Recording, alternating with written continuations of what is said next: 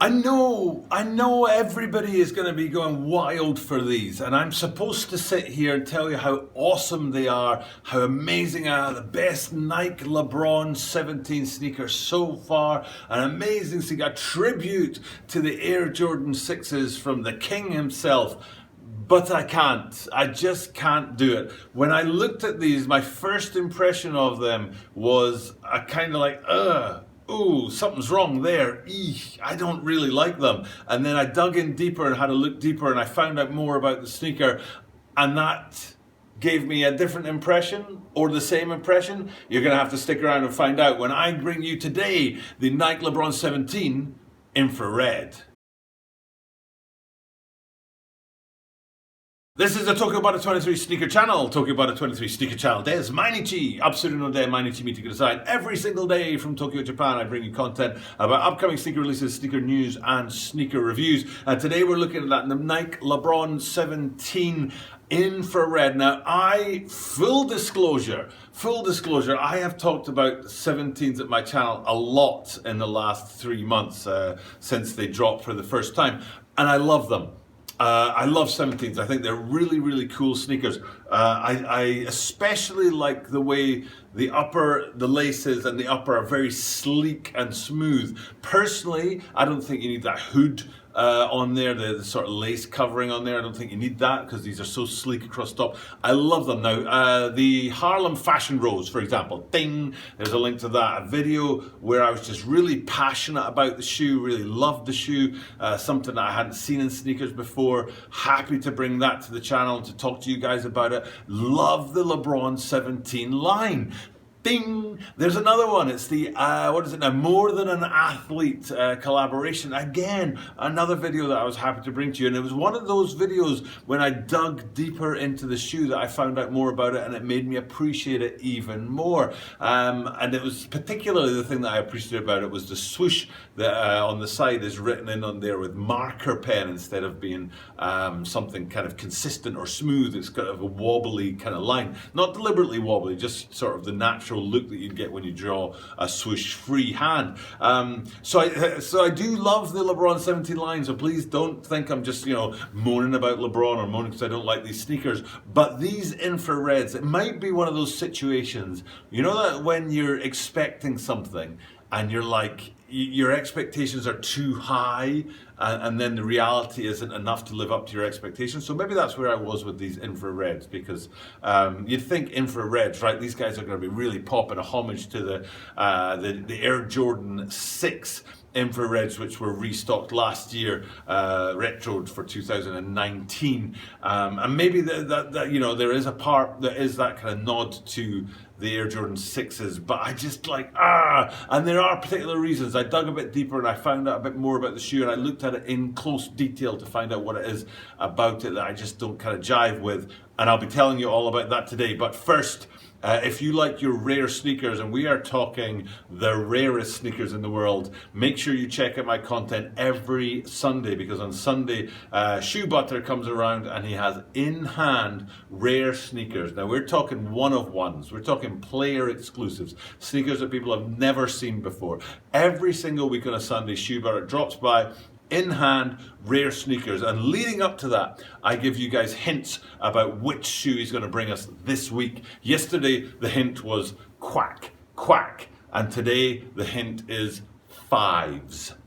Quack, quack was yesterday, and today is fives. If you can work out what sneaker that is, hit me up with a comment down below. But with that out of the way, it's time to move on and get into this sneaker and have a look at the detailing on it. So, we're going to start up high and work our way down low on this one. And the main kind of, I suppose it's the one area on the sneaker, maybe there's two areas. There's two areas on the sneaker that are a direct link to the Air Jordan 6s. One is the lace lock, which is surely behind me here, in infrared red, and with the black detail on it. Now on the Air Jordan 6s, that would be a jump man, and here on the Lebrons, it's a dunk Man.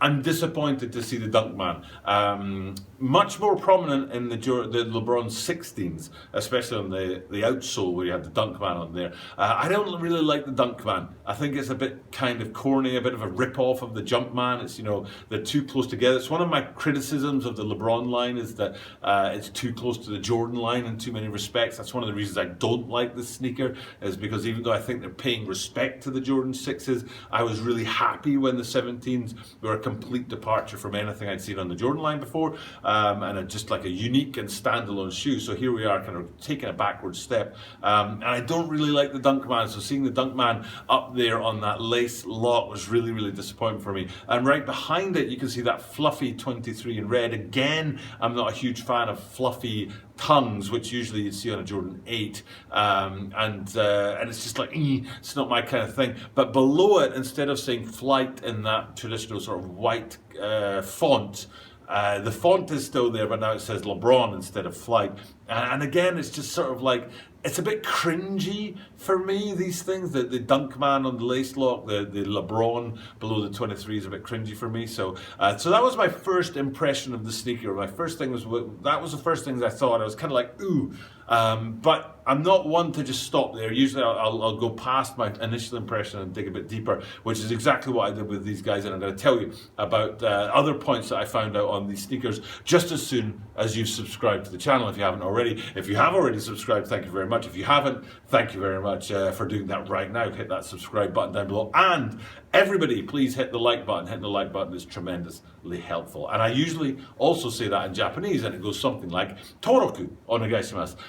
しての登録ボタンをクリックすると助かるので、ぜひ登録お願いします。あとは、いいねクリックすると、助かるのでよろしくお願いします。So anyway, back to the sneakers. So I looked deeper at it.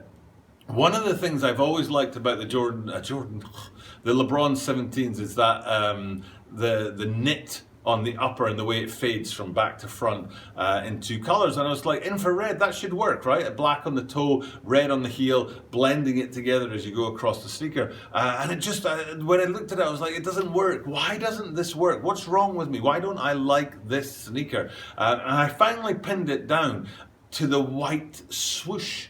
So if you look behind me here, right, we've got the lateral side of the LeBron 17 infrared. You've got that really smooth, you know, sleek toe lacing system going across the top.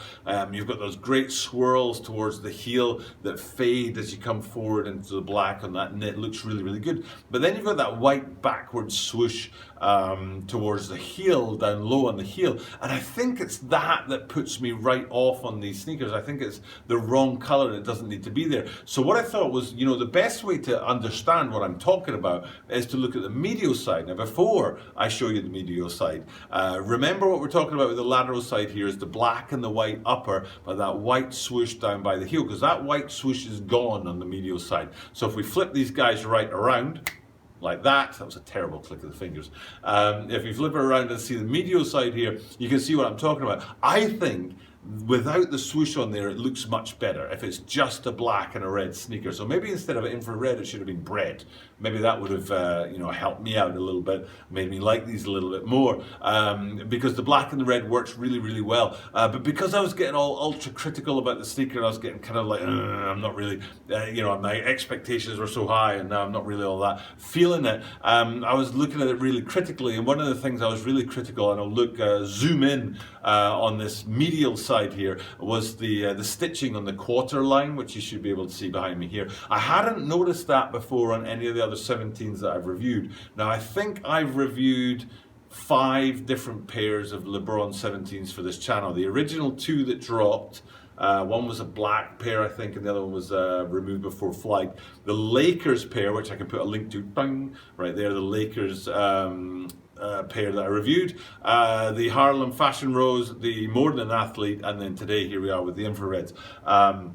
And I hadn't noticed this quarterline stitch on the medial side before, but maybe because I was being ultra critical about these ones that I was looking more deeply at and I realized it was there. I'll have to go back and look at the other ones and see if the quarterline is as sort of jarring. The only word I can come up with for these sneakers is jarring, and they really are jarring for me. They're just, I don't know, they just didn't get it right somehow. It doesn't sit well with me. The only part of the sneaker that I absolutely love is actually the outsole. So if we flick these guys around and have a look at the outsole here, you can see it's actually a two-tone outsole, which I think starts in black at the front and then moves to the back in red.